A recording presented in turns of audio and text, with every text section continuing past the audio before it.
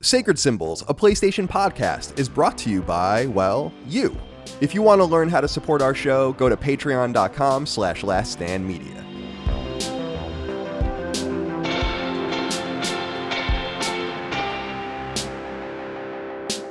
Greetings and salutations. Welcome back to Sacred Symbols Plus, a PlayStation podcast supplement. My name is Colin Moriarty. Chris, I don't know if we've recorded an episode, you and me, in some time. In fact, that was the whole purpose of this. How are you? I'm good.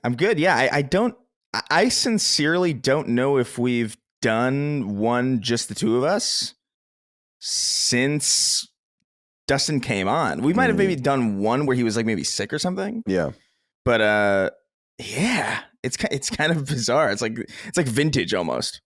I was about to say Dustin is sickly, but then I forgot that we're not allowed to make fun of Dustin on the show. So Dustin is fit as a fiddle and would never miss a show. Yeah, that's a part of the treaty that he made all of us sign. Yeah. Well, people, I don't know if you saw, like, because the whole me busting his balls on, Micah was telling me about this, busting his balls about to sleep. People were really upset about this. And I could tell. I could tell in the moment that people are going to be like, people are going to be all over this. But then I went back and watched, because there have been moments where I'm like, oh, I don't realize how this came off, or I can understand that. So I went back and watched it and I'm like, really? Yeah. You boys are soft. You know people. Chris, it's good to see you. I have no agenda for this. So it actually came to mind. So I was sitting in the living room yesterday with Micah. You and I were texting about something else. And then Micah was like, we need an episode for next week. We're doing Final Fantasy 16, which I think will go up actually before this.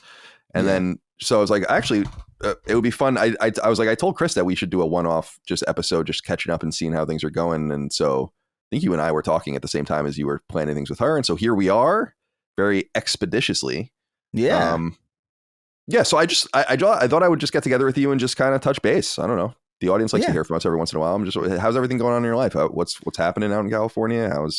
How's the content? How's the grind? It's pretty good. I found myself in a weird space because after the Clash, it was like really disorienting to go from like training several times a week to just not. And I have I just had like a lot of ideas like kicking around in my head, and a lot of them are like really they're so, I wouldn't say pie in the sky is the right way to describe them, because that implies that they're impossible to do. Like everything I want to do is like really, it's very possible. It's just like, I think I'm like overshooting it a little bit, which is fun. I like to do that. I think the point or the way that I look at it is like, I don't want to sit there and make something that I feel like anybody else could be like, oh, I could have done this. You know what I mean? Not necessarily that anybody couldn't do it if they put the amount of time in, but knowing that most people wouldn't have the patience to sit and like, wow, he went to a jail cell and filmed in a jail cell. That's insane. You did the work. Yeah. And so like, and I feel like that's becoming a little bit less of it's becoming less of what the zeitgeist of YouTube is. Like a lot of YouTube is like video essays and like, you know, kind of almost like long form documentaries with kind of like stock footage and you know, slideshow sounds derogatory, but not, you know what I mean? Like it's not people going out and filming things really. Like totally, dude. I do that kind of content. So and I mean, I like that kind of stuff too. I consume that like constantly, but my favorite stuff is the people who go out and film and actually do weird shit. So I'm trying to do that at a little bit bigger of a scale. And there's the thing I'm working on right now. I'm like really there's two things I'm working on right now. One's like one's all written out and I've just got to like sit down and film it, but I'm kind of waiting for a very specific timing moment for that, because it's about something that I have a feeling might reemerge sometime very, very soon. So I'm waiting for that. But the thing I'm working on now, I'm really excited about is like this AI stuff, because shit keeps happening with AI stuff too. And that's kind of been the problem too. It's like, where do I stop this? Because the second I thought I was done, the writer's strike happened. And that was like a huge thing, as far as like, that was a huge component of like why the writer's strike even happened in the way that it's happening now. So like, now I've got to find a way to put that in there. It's like, it's almost like it never ends, but I'm pretty stoked about it. Do you want to be like a filmmaker ultimately or anything like that? Or like, do you want to make a film or? That would be cool, but I think I just like filming. Like I like the process of it more than I care about like the me. Like I was never a movie guy really. Like I like film, but like it's not. I wasn't obsessed with it. Like I went to film school not because I was like, oh man, I can't wait to see how they made fucking Citizen Kane. Oh man, I really want to see how they justify this fucking sled. No, it's just like, oh, cameras are cool. It's like, oh, you can manipulate what's on screen. That's dope. And so I like the process more than I care about anything else in that realm. Obviously, I like movies, but like anybody else. But I don't know. Yeah, I don't know that I was like, I want to go see that. I want to see Barbie and I want to see Oppenheimer. I think Barbie looks actually really, I don't know. There's something I keep seeing in like some of my circles, like this, like woke trash, whatever. And I'm like, I think that might be the meta of the movie. I think so too. I want to see it because I'm seeing some people being like, I don't think people are understanding that this movie is like a pretty deep commentary. And I'm like, I have always gotten that vibe from Barbie, the movie Barbie, because I was like, this strikes me as very Brady Bunch movies in the 90s, like where it's going to be like this weird fucking shit. And so I'm really excited to see that. And Oppenheimer looks good too. But I was just reflecting last night to Mike. I'm like, I don't really even care about movies anymore. It's like it's very rare. There are a few people really keeping it going. And I was listening to it's good that you're multidisciplinary because I don't think you would like this podcast, but I listen to a podcast called All In, which is like these like tech bro entrepreneur dudes. Pretty popular actually. And it's actually really popular. But they were saying on one of the shows that like there are just, the unfortunate reality right now is that there are just too many people trying to be creative. And the society simply can't withstand this much attempted creativity, which is what you're kind of seeing with Netflix making like 800 shows in a year and doing all this kind of stuff. And so I think the people that will rise to the top are the multidisciplinarians that can write and can film and can do all these things and carry themselves very YouTuber-ish. Yeah. And I think that those kinds of deals will become cheaper for Netflix and those people to make in the future, and they'll do those more. And I totally agree with you about filming on location as well, because I never did that shit. I had actually, when I started Colin's Last Stand, I had a really nice camera. I don't remember any of the specs about it, but my friend from IGN, Sean Finnegan, people might remember him. He picked out all my equipment in the beginning, and he works, I think, for that 100 Thieves or whatever company now. Oh yeah. Wow, really? Yeah. Oh, but so he picked me out like thousands of dollars worth of equipment because I had all this Patreon money from the launch of Colin's Last Stand, and I wanted really nice stuff. And then I just never really ended up using any of it. And actually, when I left California, I just gave it to my ex. I'm like, everything in the apartment, basically, I was just like, that I shipped like a few boxes of things, and I'm like, you can just have everything else. And then I just bounced. So that was one of the things. And now I think back on it because I don't think I told you this. This is so strange because people usually have these YouTube dreams or these Patreon, or not Patreon. I don't give a fuck about that because I already have the Patreon, but like a dream of like, I want to do this on the side, or I'd like to do this for a hobby. And I was like, I think I have this inkling of becoming a G.I. Joe YouTuber, not like a popular or a good one, no, but just like one, I'm going to do that on the side. And so for that, I'll need a new camera. Yeah, maybe that sounds, I wonder, that is such a hyper. Are there? Yeah, there are G.I. Joe YouTubers. Yeah, there are, but it's funny. Like, there's. What would you say the ceiling is for like as far as like what's the highest amount of like regular views on those videos? That's what I was gonna say is that like the ones that just cover G.I. Joe are in the tens of thousands of subscribers or whatever.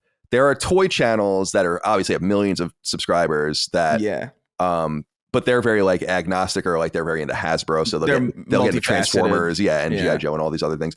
Although this is a spoiler for the new Transformers movie. Did I already spoil this on Sacred Symbols probably once, or I spoiled it somewhere else? I have no idea. But we mentioned it, and I think we cut it out. Okay, then you already know what I'm talking about, so I don't even need to spoil it again. So I think that fusion will help grow the brand in the future. But there is one funny. Actually, there are two YouTube G.I. Joe channels that I actually really love. One is by this guy Form BX, and he hasn't put up a video in like several years. No one knows what really happened to him, but he was like he was like this Canadian dude who just did these like really intricate one-off reviews of all the figures. And then there's this other channel called G.I. Joeberg that does like funny stop motion like videos of all the figures and has like this ongoing campaign basically with all the toys. I don't want to do anything like that, but that's too complicated. But yeah, that's kind of like my YouTube dream if I were to have any creative energies whatsoever. But unfortunately, I don't. They're all consumed by this beast. Yeah, I'm really jealous of people who understand stop motion. Like not like as like I love it, like I understand it, but like how to actually do it. Because I remember I used to try when I was like a kid, like I'm gonna try and do a stop motion, and then the first time I tried, I was like, this is all wrong, and I immediately gave up. I was like, this is so tedious in every facet of the world. But like it's kind of, there's that kid who did I think it's stop motion, or I'm pretty sure it's stop motion. I don't think it's computer generated, but I could be wrong. There's that 14-year-old kid who did like a Lego stop motion for the new Spider-Verse movie, and he's just like this weird like stop motion savant. He's like a kid, and he's doing like it's straight up in the movie. Like, and I think he did like a trailer also for them or something. It's crazy shit. Like, so part of me is like, man, I wish I learned how to. I wish I actually like disciplined myself on how to do that, because like it does seem like it would be a fun, even if it was just like a throwaway thing in like a video, to just be able to do like effective stop motion would be dope. I have a lot of respect for those people. My friend Eric in the like early to mid 90s had a newfangled camera, and there was like a stop motion function on it. So we tried to do it. And yeah, it's like we did it with like AT-ATs and like I remember like cars and all these kinds of things, just garbage. It's so difficult. It's crazy. I mean, I was 10, but well, yeah. But I don't think I'd be able to do much better though. I don't have any artistic merit. Like I was, have you seen Close Encounters of the Third Kind by chance? This is a random reference. Yes. Oh, okay, cool. So you know how they all have like the vision. Dagan and I just did it on Knockback, which is why it's in my mind. And they all had the vision of Devil's Tower or whatever, and they're all drawing it and they're sculpting it and everything. And I'm like, what would, if I were given a psychic message, what the fuck would I do? I'm like, I can't draw. I can't sculpt. What would be my obsessive thing? I'm like, it's some sort of cylinder with lines. It looks like it could be some sort of geological outcropping. I have no artistic talent at all. You'd have to try your best. Yeah. You'd have to just break out a piece of loose leaf and just chicken scratch something from your dream. Man, and I was looking, someone understands. When I was going through documents, bringing them from my garage to my attic, my like I said on a recent show, my effects for when I die, I was looking through these old pictures I drew in middle school of like Mega Man robots. And I was like, man, even for a 7th grader, I was like, man, that's rough, Colin.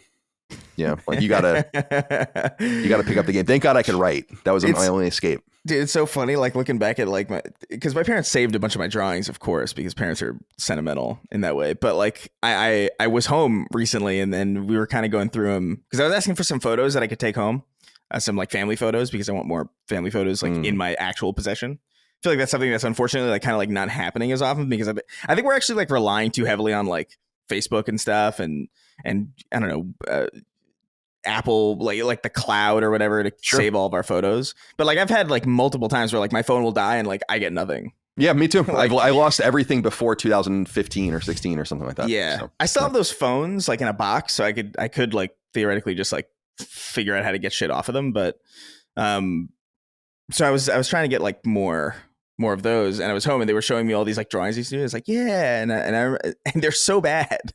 They're so shit. But I remember them specifically being like, oh, these are so good. Like, whoa, what a good drawing. It's like, you guys are really nice.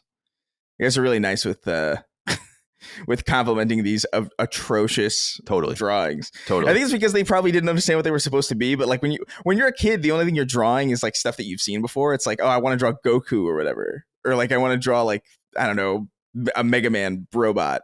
Or like I want to draw like, you know, Spider-Man or something. And my parents were like, I don't know who Goku is. So this looks great. Yeah, totally. You start suddenly drawing Devil's Tower, and they're like, "What happened? You've been psychically implanted by the aliens." If you had a kid and he started drawing Devil's Tower like at 3 years old, like he's clearly not seen Close Encounters of the Third Kind. Would that bother you? Not really. I mean, it's a miss for me anyway. That movie. Yeah. Like, yeah. It's fine. Spielberg. When it comes to Spielberg, I mean, I feel like that's one of Spielberg's weakest movies. It's conceptually really cool. Oh, it's brilliant. But that's kind of about it. I didn't realize. Did you see that movie Arrival like 6 or 7n years ago about the aliens coming to Earth? I didn't. It's actually like, it's really great. People keep telling me that, and I believe them, but like I don't know. It's specifically only about how they try to communicate. So like the aliens come and it's about linguistic experts on Earth that are trying to figure out how to talk to them. And I didn't realize, and so I never saw Close Encounters before I saw Arrival. And so I didn't realize that Close Encounters is probably a major influence on Arrival because of that key, like the noises that they make and the colors, how they communicate with them. And I'm like, I had no idea so that was a pretty brilliant aspect of that movie. And it looks beautiful too, because it's 77, so same year as New Hope, but it's not like ILM or anything. Because Dagan and I were reflecting, if this was made in like 79, then Lucas probably wouldn't have gotten involved with like you were saying, stop motion stuff, the stuff that's actually really beautiful, like the Empire Strikes Back would be in 1980, and that AT-AT scene in Hoth is like a notoriously beautiful scene. So, but yeah, that movie was strange just because we were talking about Richard Dreyfuss, kind of a weird actor, and and we were reading about the film, like studying a little bit. Like, I don't want our movie to be like or our show to be like a regurgitation of Wikipedia. So we really don't talk about like the history of the facts. We really just talk about how we feel about things. People can go read that stuff. But I was fascinated that like Richard Dreyfuss was like not, sometimes you hear movies like, we ended up going with our third choice or whatever. Like he was like not even a choice. Like they tried so many different people before they got to him. And so you kind of feel bad when you watch the movie from that perspective, because they're like, they didn't want you at all, Richard. They literally offered this thing to 12 people before they got to you. Yeah. That's so sad. It is when you think about it. Totally.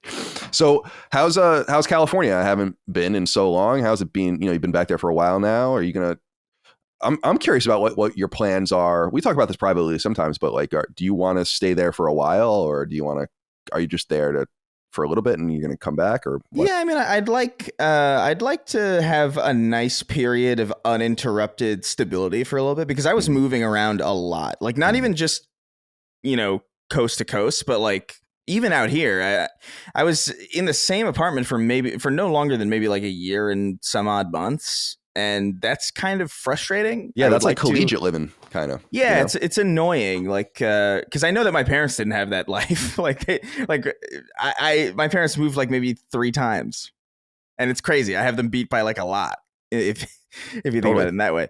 But I don't know. I'd want to have some level of like, I want to know that I'm going to be here for like a while, not like a crazy long time. I wouldn't say like 7 years or anything, but I do want it to be at least like a couple years where I'm just like in the same place.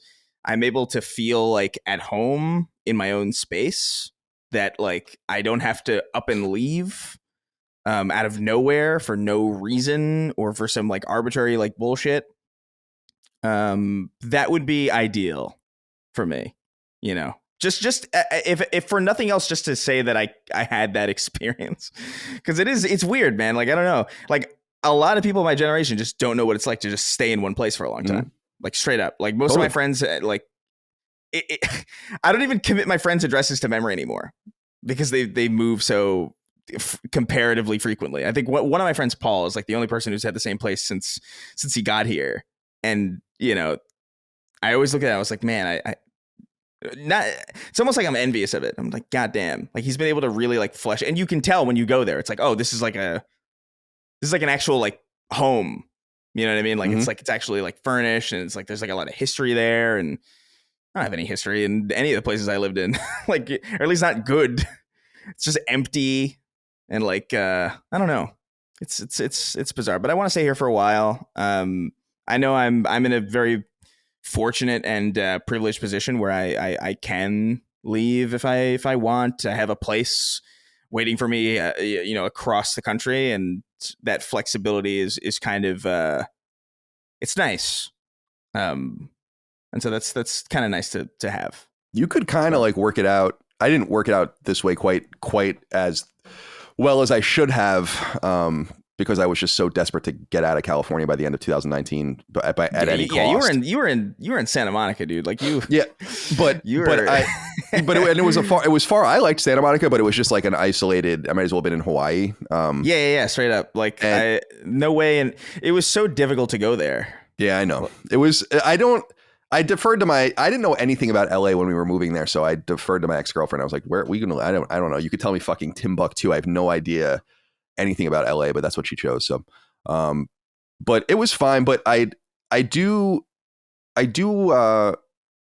agree. Well, it's not really agree. I kind of feel what you're saying with wanting to stay put. And you could time, what I was saying was you could time it in such a way where you could get your shit in order while you're in California, build a house or buy a house and get secured somewhere else, and then just use that as a launching pad when you're ready to go and move into that, like, kind of that final space. I'm talking about that right now with people in my family about, like, because I have people. Obviously I have family on the East Coast, and they're helping me scout for places, because I what I want to do actually is I would like to build something, because definitely. Like, that'd be sick. And this is something that doesn't really come up really often on the show, because there's really no reason to. And also I'm in an apartment, so there's really not a lot of space or really access to the ability to even do this. But I'm a really handy person. Like I've built a number of basements with my family, and like I'm pretty confident that as long as I talk to, like, you know, electricians and plumbers and stuff, like that shit I don't know. I'll be straight up. Like that shit is like, okay, I'm gonna need to defer to some expertise on that. But I know how to. I'm pretty confident I could build a house. You know, like, not alone, obviously. that would like be a crew of people. I'd be like 80 by the time it was done, and it would be like maybe the living room, but it'd be a nice living room. You remind me of my dad. My dad's the same way, where he's built 3 different houses, and one of them was before I was even born. Like, where he was on the crew basically. And it's like, that's weird, because I can't do shit. You should see the fucking, when I put the little flagpole thing, you know, like the thing that holds the flagpole, you nail it to a post so it sticks out. It's like, it like fell off and it's just all crooked like this, but the flag is still in it, so it just looks fine. But if you look at it really carefully, it's all fucked up. And I'm like, I just have no talent for that at all. But I appreciate that urge. I don't know. Like I still like it too. Like, even with just to get the fix, sometimes I'll like, I mean, not just to get the fix. I will usually need a piece of furniture, but it'll always be like an exciting thing. It's like, ooh, I get to put together like something. But you know, I've like built like shelvings and like entire basements and like, you know, like that thing behind you. I like the shelving unit behind you. Like I could have built that for sure. That's way beyond mine. That's great, because I couldn't even.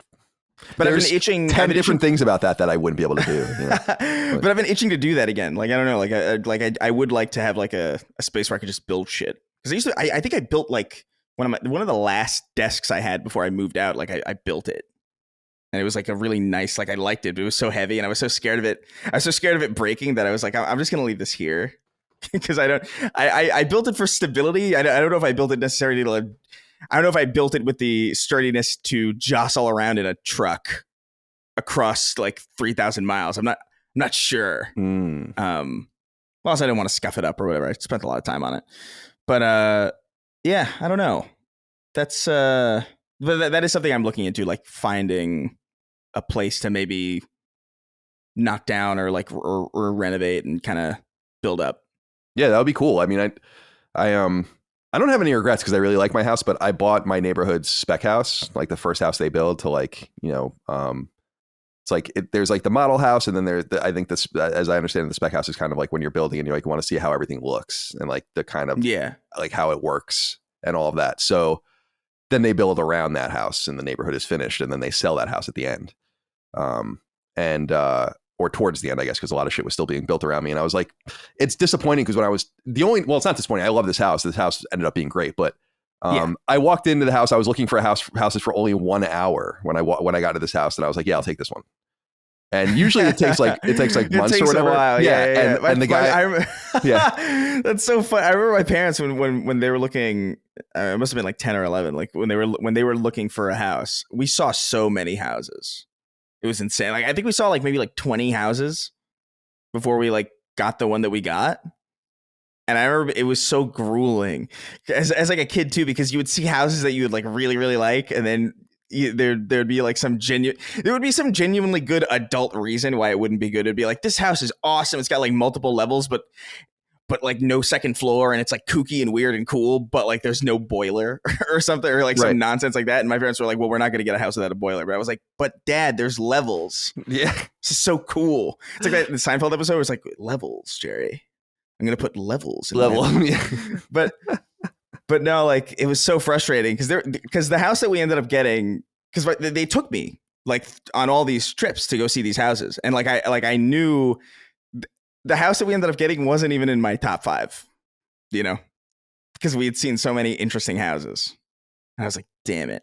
Yeah, that's so. I feel like I wouldn't do well with a lot of choice. Like that's what I was trying to explain to my realtor, and my realtor has worked with my family for many years, so he was amped because he made all of his money and like no problem.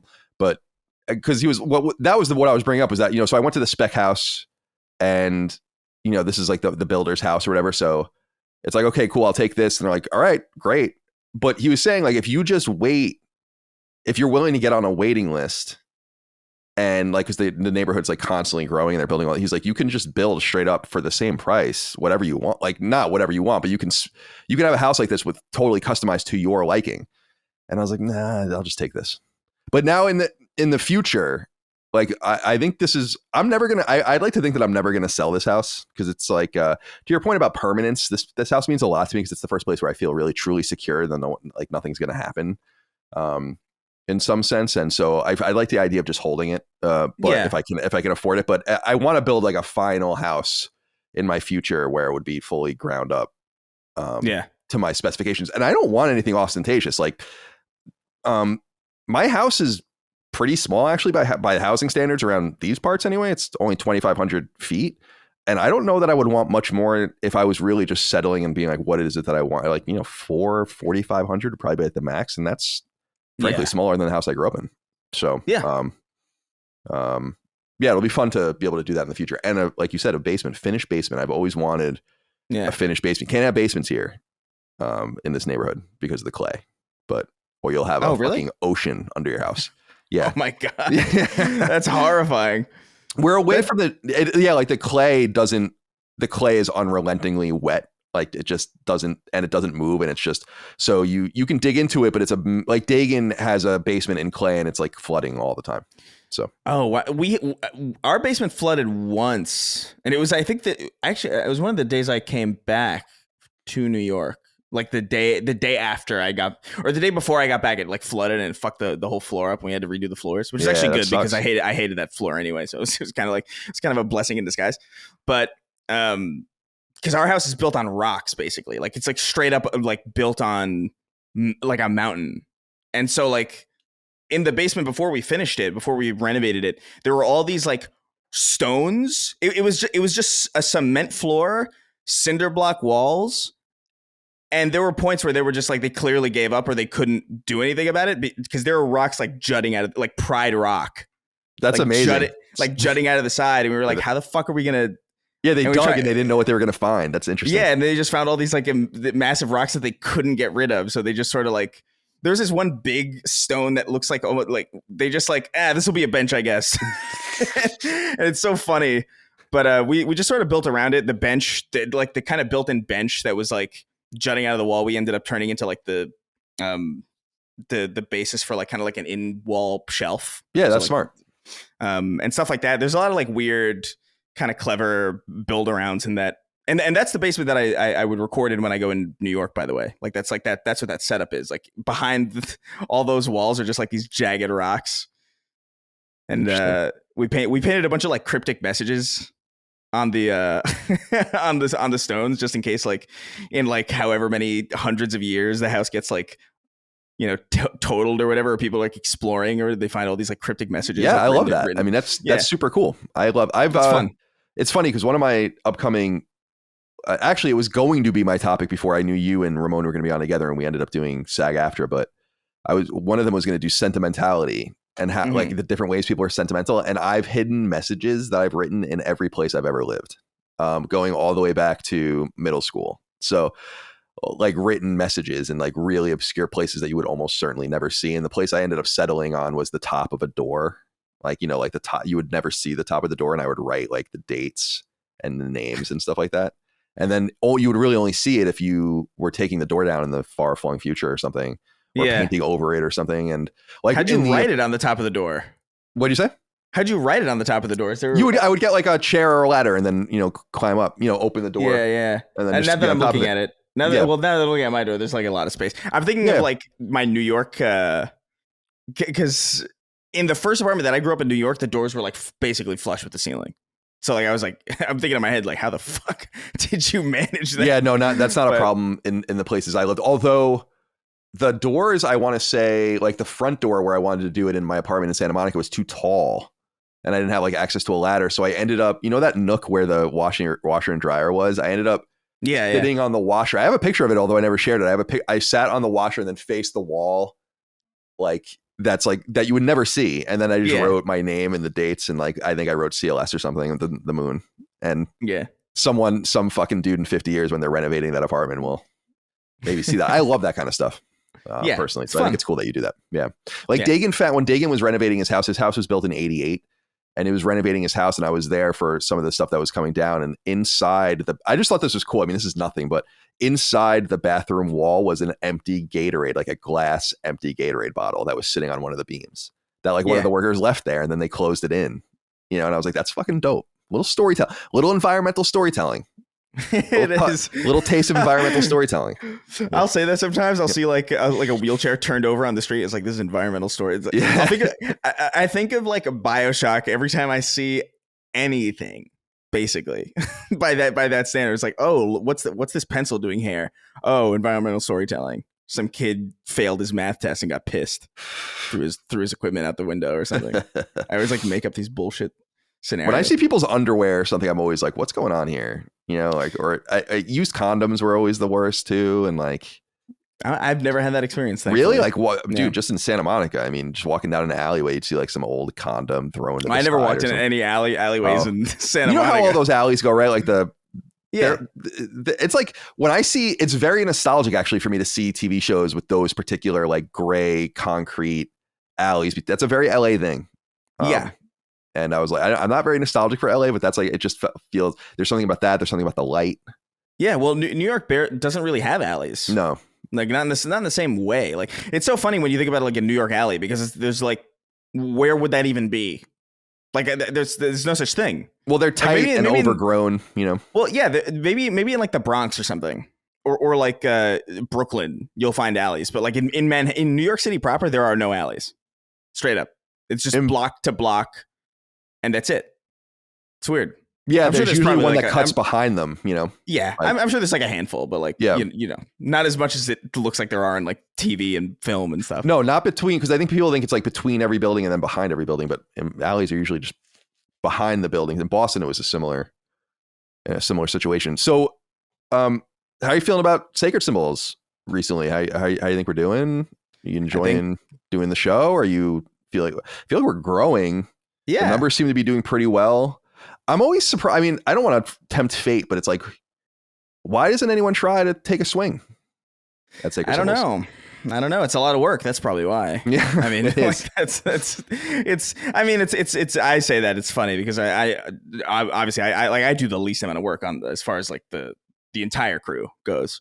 But, even for me, who I just come and record. Like obviously I research and I read up on the stuff that we cover on the show. But for me, it's really just a recording time. And even for me, I remember we had this conversation in private a couple months ago, like during the clash. But I remember being like, I don't know if I can manage all this. Like, and I was considering like kind of like maybe like putting things down and sort of like maybe stepping away, at least for like a little bit. Because it was a lot, man. We were recording a lot. Obviously, we're recording over on the Snark Tank too. We do 2 shows a week there, and trying to manage the YouTube stuff and training was like exploding. Like my brain was exploding. Like I was like I had no time. I felt like I don't know. It was like a really weird, disorienting time. It was cool, obviously, because great opportunity and all that. But like, holy fuck. You don't realize how much work a lot of this is until you're just at max capacity. And then you realize like, oh my God, how many podcasts am I recording this week? 6? What the fuck is going on? Oh man. But it's a lot. I think it's more tiring than people think to be on like that.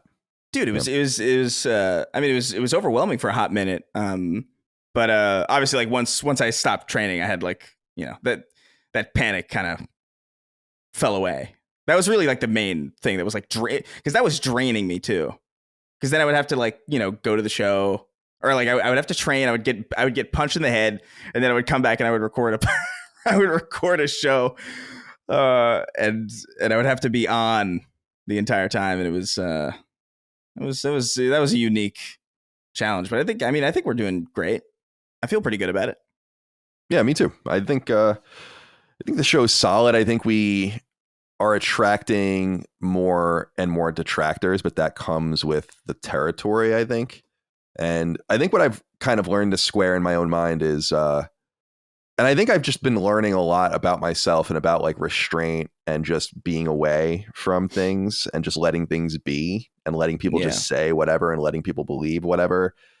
It's difficult at first, actually, because you really want to correct people. You really want to like be on top of it and whatever. And then you just realize that the show is attracting so much furor from just different corners because it's good, it's quality, it obviously has pull, and you pay attention to those kinds of things, even if you don't like them. It's the parallel to sports and sports coverage to me is just very obvious. And so yeah, I think Sacred is doing really well. And I'm a little disappointed this year that I'm doing more work than ever, just because I tried to design this year in the exact opposite frame of mind, where Constellation and Knockback were supposed to go back and forth so that I didn't have to prepare for Knockback constantly. But now I just ended up doing 2 episodes of Constellation a week and Knockback every other, or a Constellation every week and Knockback every other week. So I'm basically recording more than I've ever recorded in my entire life, including my time in the media. So it is exhausting, and I feel creatively frayed. I really respect people like Maddie and you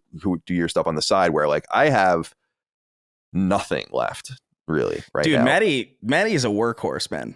Like he like I haven't posted in a while. Like a lot of my stuff is like slow burn, but like he's on it constantly. Like it honestly blows my mind that he works as often as he does. It's like really, really. I mean, it's a lot of people from that area are kind of like that, though, to be fair, because it's so funny. We found out we mentioned this before on like some show, but like some people might not know. We went to the same high school and everything. So like it is a very that kind of place where it's like, well, you better work because otherwise you're going to die. That's kind of the sentiment up there. Yeah, I know he's tried to cut back even on his schedule, but and I feel bad like that. Well, because that was actually one of the things. The reason that I'm doing Constellation, or the reason that what was it? It was that it was Defining Duke basically went to every other week. Defining Duke Ultimate, I should say, because Maddie was like running out of time, and I basically kind of took that bullet by doing Constellation more than I was supposed to, and kind of filling the void with that. But I'm happy to do that for the team, and I think it obviously is good for the company and makes us more capital and stuff. Constellation's great. Complaining. Yeah, I love Constellation. Do you enjoy doing the show? Yeah, no, I love it. Do you have favorite permutations so far? Well, I guess you're on every single episode. Me and Dagan always. So I don't know that I really do. No, I think it's people. I guess maybe there would be an update. I haven't actually looked because I'm really not trying to read things anymore. But there was a person, and he actually DM'd as well a while ago, that had like the number of permutations and the permutations that are possible still and all of that, which is really interesting. So we're trying to, at some time we were trying to fulfill all of those. But what I dig about it is that knowing whoever it's going to be, as we saw last episode, affects what I'm going to bring to the show. Because Sentimentality would have been an interesting topic for you guys too, but I thought that I was like, no, we're all artists in quote. So I think this would be kind of, and I use that term very loosely for me. I'm a writer. It is an art. I guess it's a humanity, but I think so. I like being able to delve into different things, like political topics. I think are the one thing that some people want from me more, that I just don't know quite where to wedge in, because I don't really know how a lot of people feel about things. I don't talk about politics to my friends. So, well, it doesn't matter how anybody else, you know what I mean? It's like, it's how you feel. That's I guess kind of the point, is to get everyone's feelings out there. But I'm glad you're enjoying the show. The show's doing well, and it's just another, it's nice to do a show that's easy. Like, it doesn't require anything of me. I really don't have to prepare for it. I really am, if anything, overly prepared for Sacred Symbols every week. And so, because I just think that that's one of our aces in the hole, is just kind of the authority. But with Constellation, there's nothing to prepare for, because I have no idea what the fuck anyone's going to say anyway. I have their topic, but I don't know how to prepare for that. So it's nice to be able to just walk in. Yeah, it's awesome. Like I don't think have I done one with Micah yet? I don't think I. No, we could make that happen, I'm sure. Because I'm curious about how that would be. Like, I'm really fascinated by the different permutations, because like I really, Like I love it whenever Cog's on, because like Cog's good. Whenever there's, it's so funny. Like I didn't even think about how New York centric or how focused in that region like this entire company is. Like just by sheer chance, by the way. Yeah, like, that's so hysterical to me. But I think that there's something about like I think there's something like-minded though about maybe subliminal and maybe even a little lazy because it's like people I know and people from my area, but I'm just attracted to people from like the tri-state and from Pennsylvania and New England. It's just something about the Northeast that I really dig a lot. And I dig the people of the Northeast. There. Definitely. I'm writing this down, Micah. And actually, Micah, are you there? Chris was saying it would be fun for you guys to do a show together. Oh, definitely. Yeah, so if you want to schedule that in the coming weeks, you have my blessing. Yeah, awesome. Thank you. Your blessing. Mike is currently toiling away on the 800 packages that we have to send out as the new merch is up from lastdaymedia.store. We're fucking killing it. I mean, we're already sold out of some stuff, which is crazy. So we're working yeah. No, you're so efficient in the way that your mind works. Like I tried to do out of my own apartment like merch like once, like for a couple months, and I was like, I can't fucking do this. That's how I know. Like I know you use the term artist facetiously. I use it like or like not facetiously, but like, you know, loosely or whatever. But like I use it seriously because I know I can't do anything practical. That's how I know I'm an artist. I can't do anything. I can't do anything else. Because like the second I have to focus on like, all right, I gotta go to this place to ship all these packages out. I gotta like, and then I remember having this weird awkward moment where I'm like, can I send this without my phone number on it? And they were like, no. And I was like, oh, are you sure? Like it was like this really weird. I don't know. There's so many micro hoops to jump through that I'm like, nope, can't do it. It seems like I totally understand that. Like I was talking about this with Dagan actually, where he was talking about just kind of being a businessman and like he's like, you're a businessman. And I'm like, yeah, I guess I just, I don't want to do anything too crazy. Like I'm surprised by how big this has all grown and that we can even do something like our own merch shop, which is interesting, but also it's worth noting, and it's no offense to anyone that we've worked with in the past per se, but we were also pushed into the position of being like, we need to just do this ourselves because why is everyone so inept? Like and that's the thing that I'm learning. It's rough out there. It is, dude. I'm learning in business. I'm learning with the house, like just getting things done around the house, the pool people, like whatever. It doesn't matter where you're dealing with someone. Like you are overwhelmed with ineptitude and not caring, like a laissez-faire attitude about everything, to the point where when I find the various merchants or the various people I work with my house where I really, really like them, like I really, really like our landscape architect dude that like installed everything, and I recommend him to everyone because I'm like, no, this dude, no joke, is fucking great. Like we had a dude over to look at our security system last week, and he was like, yeah, I'll get you guys like something in 24, 48 hours. That was a week ago. We're still waiting for his quote, you know? So with merch, as we explained in the past, like I had a really great, this is actually a pretty funny story. Like, so I was working with my friend, well, we became friends, Ken, who ran a merch op in LA that was called Declaration. That was like all political merch. And so he printed and sold the first batch of CLS merch, people might remember. And he was the one and we made good money doing that or whatever. But he wanted to get out of the business. I don't think he would mind me saying this, funny enough, partially because he had like another job and he was making a lot of money doing this, but he wanted to kind of get out, mostly because he wasn't right wing. And most of the people that were buying, like it was just becoming a right wing merch operation where people wanted, you know, because left wing people aren't going to buy like "Don't Tread on Me" flags and shit like that. I think part of him was just like, I don't really want to do this. I'm not a political person. This is not really what I intended. And so then the second company we worked with was actually the people that sell ads for us still to this day, Studio 71. They're great. They're an MCN. We're not part of their MCN on YouTube, but we are part of their ad network. And they shut their merch shop down, which was actually doing pretty well for us. But I was like, okay. So then we went to a third party. I won't say who. And they were nice enough, but they just had horrible customer service, didn't communicate. Things just disappeared. It was just like, it was unacceptably run. And at that point, I'm like, fuck it. Third time's a charm. We're just going to do it ourselves. We'll take some of the money we do really well on Patreon. I'm going to just invest it in merch. And it's worked out great. So we're actually getting the garage redone, as I said on a recent show, to accommodate all of this because it's fucking chaos in my house, really. It's not as bad as I probably make it sound, but we have in our kitchen dining room, we just have boxes tucked in the corner, tons of boxes in a huge long closet, tons of boxes in the garage, like and we just have to get it all together.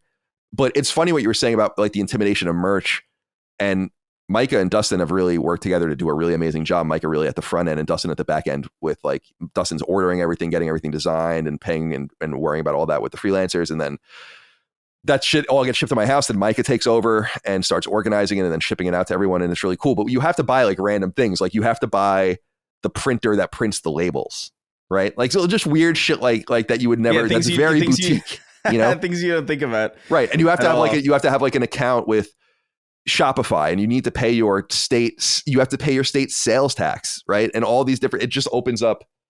And this is why I have no creative energy. Yeah. It's because I am just totally, completely sapped of, like, I have all of these ideas and I think some of them are really great, including ideas for games. I'm sad that, you know, the JRPG we're making at Lilimo, which is really coming along and I think is going to be great. I think people are going to love it. It's sad that I kind of wasn't able to write it to the depth that I wanted to. I came up with the idea, I came up with all the characters, the whole run of everything that happens and everything, but writing all the dialogue and in between stuff, I'm not doing it. And it's because I think I would hold everything up. It's easier for Barry to come to me, as I explained recently, with like the new Hebroxia that we're going to release. And I don't know when the hell that's coming out, honestly, in the next year, I would say, probably much less than that, where it's like, all right, now I'm ready for your cutscenes. Now I'm ready for your intro or whatever. And then I just sit there for a weekend and write it. And then I'm done, you know, with something like the JRPG, you would constantly, but I want to be involved in that. I miss that so much. And I really, the older I get, the more I've respected Dagan's, my brother, for people that don't know, although I think most of you know, he's an animator, a very experienced animator, has worked on really big stuff. And he's creative directed a few things, but he's insisted on not getting out of the scene. Like, he doesn't want to become an executive. And I used to kind of, he doesn't really know this, but I wonder what he would think about it, where I kind of would look at it and be like, why don't you, they're like, you know, they want to put me in an office in LA and, you know, have me analyze it. And I'm like, yeah, that's it. But he's like, I don't want to do that. I want to animate for the rest of my life. Like, I want to really draw. And I'm like, and now the older I get, the more I'm like, damn, I understand there's a trade-off there. The trade-off was that Dagan makes good money, and of course, and that's his business, but he never reached his true financial pinnacle of probably making millions of dollars a year, being like a big shot, having started in the industry in the early 90s and perhaps rising to the top of a C-suite in one of these studios. I am not making that financial sacrifice, but I've made the creative sacrifice, and it does come at a cost, I guess, which is kind of a bummer, you know? Yeah. And that's interesting. I lament that. Yeah. I mean, yeah, there's a balance to a lot of that stuff. I totally get it. Like there is a degree that I could imagine where, you know, I don't know, like, I guess it just depends on what you value more, you know, whether or not do you value enjoying the time that you have, or do you value the security? You know, the sheer financial security of what you have. Right. It's like, all right, you have to slog it away at some job that you don't care about, but you're going to be more secure than you ever were.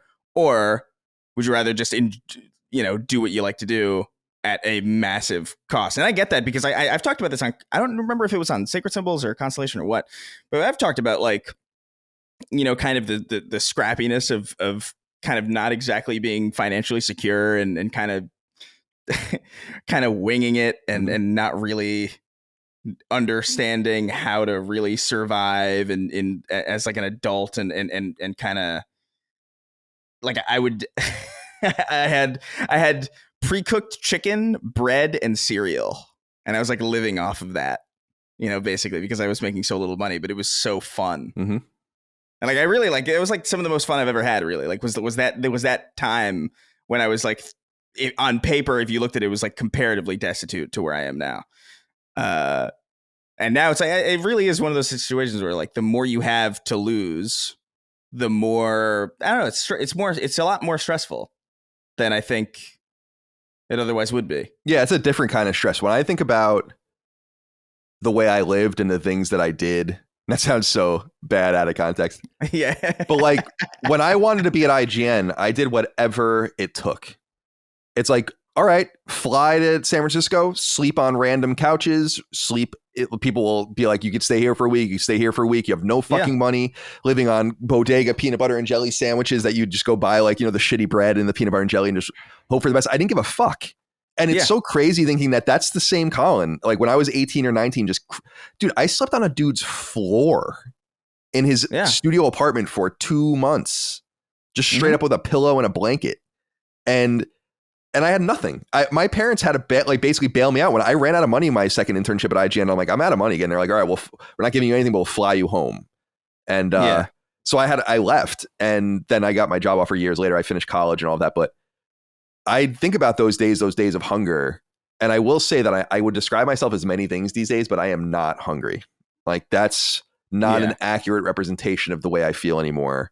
And there is something I also lament about that, but I also think it means that I was satiated at some point. Like I achieved, I have frankly achieved well beyond my wildest expectations. And I'm not saying that as a pat on the back. I'm saying that I just never had those expectations. I never thought I would run a company like this. I never thought I would run any company.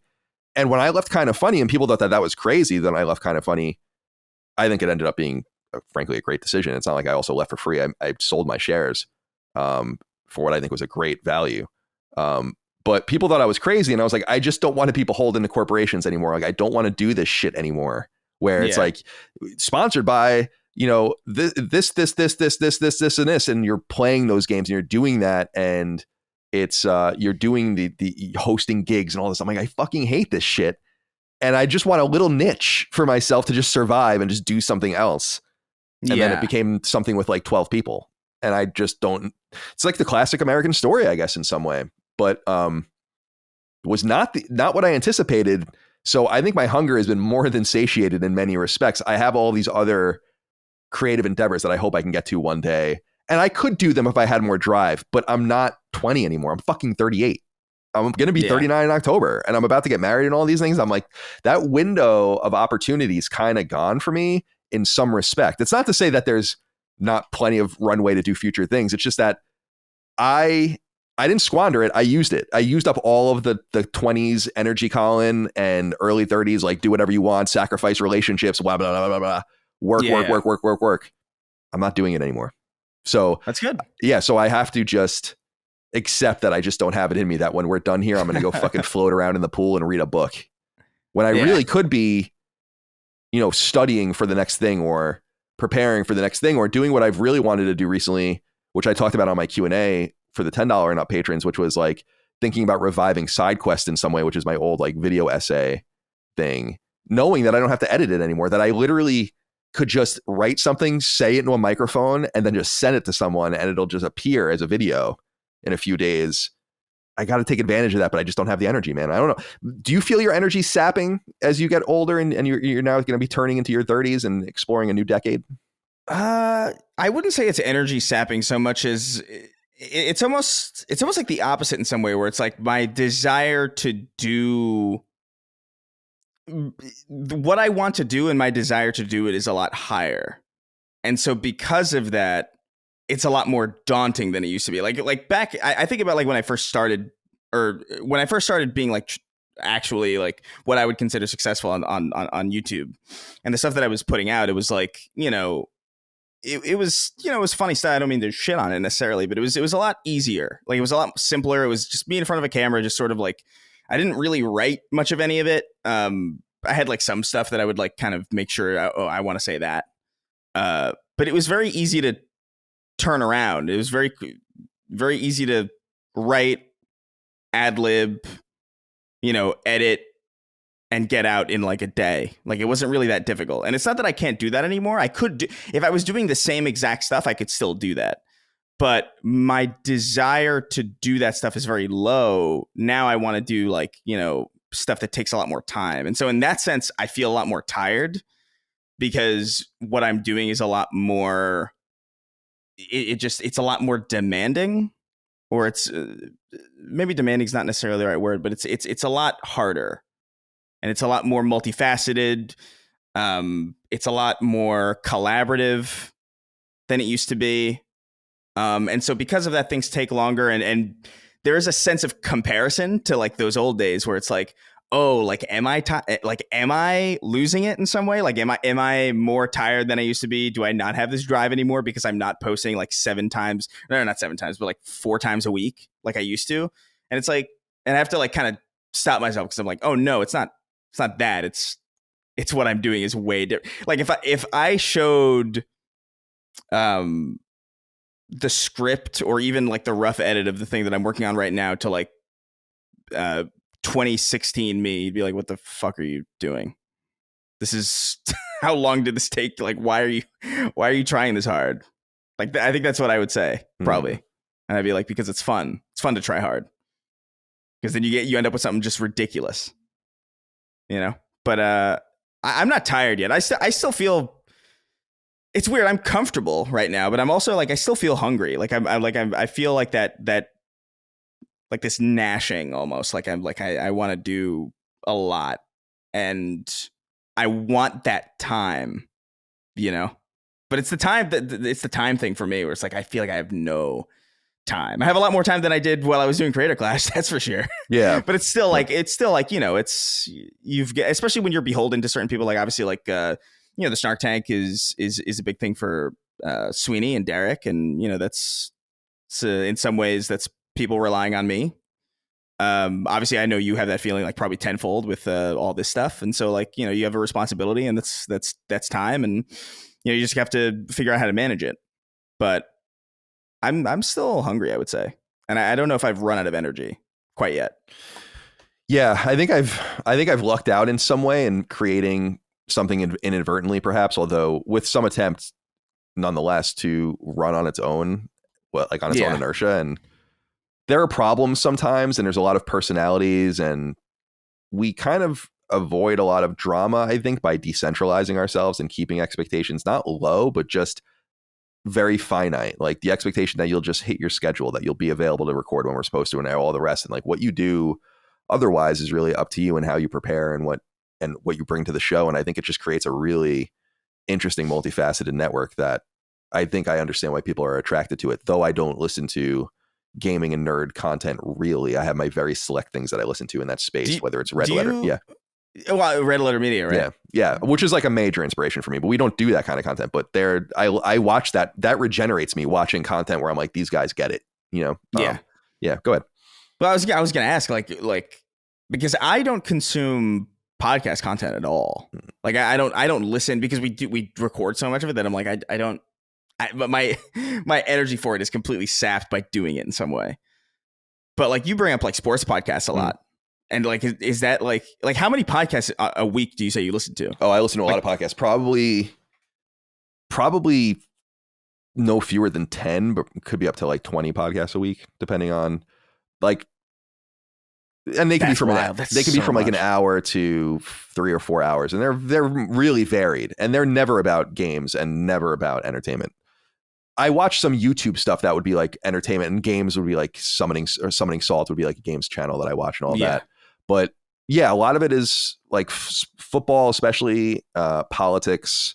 And then I listen to a lot of just what you would consider like general science, general history, like knowledge podcasts, and people that are just academics being interviewed about fascinating topics and space and all that kind of stuff. So I'm always like listening to something. I'm actually playing Final Fantasy 3 right now for Knockback and basically just listening to podcasts while I do it. And it's nice. So that's just the way I can connect with the outside world, because I really don't watch very much. I don't watch any like terrestrial TV, but except for sports, but I don't watch TV shows really anymore. I don't know why. Yeah. And movies I almost never watch anymore either. I get all my storytelling through games. So it's kind of like my connection to the outside world, I guess, in some sense. But I listen to a lot to know what I like and don't like about different podcasts. And you would definitely find, I think, some different random podcasts I think are extremely influential on the way I run Sacred Symbols.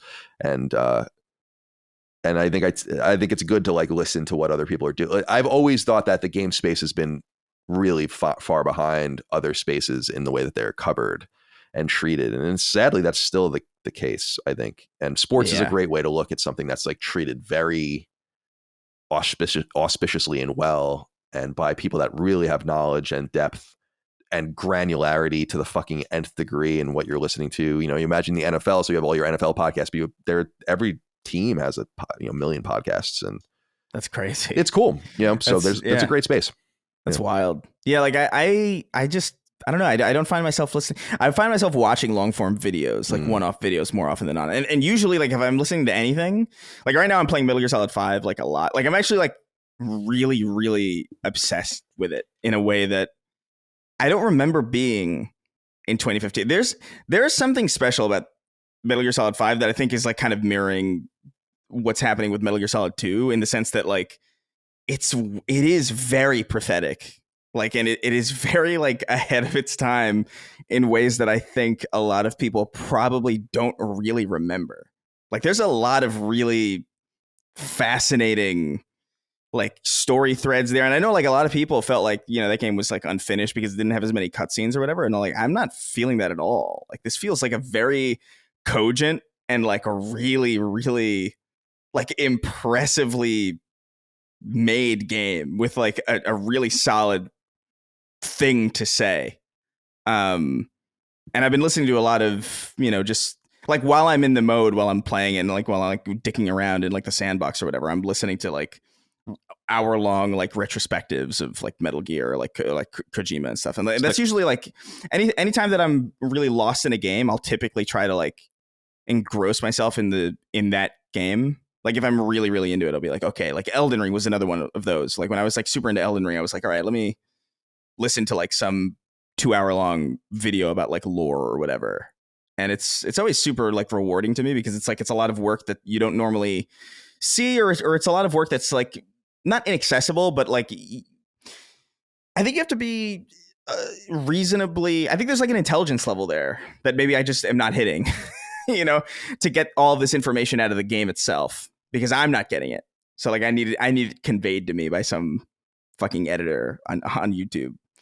But it's I don't know. That's usually that I would imagine is what takes up the space that podcasts would take for me if I listen to them. True. Yeah. That's probably the case. And the video essays are so great when sometimes I fall down those rabbit holes.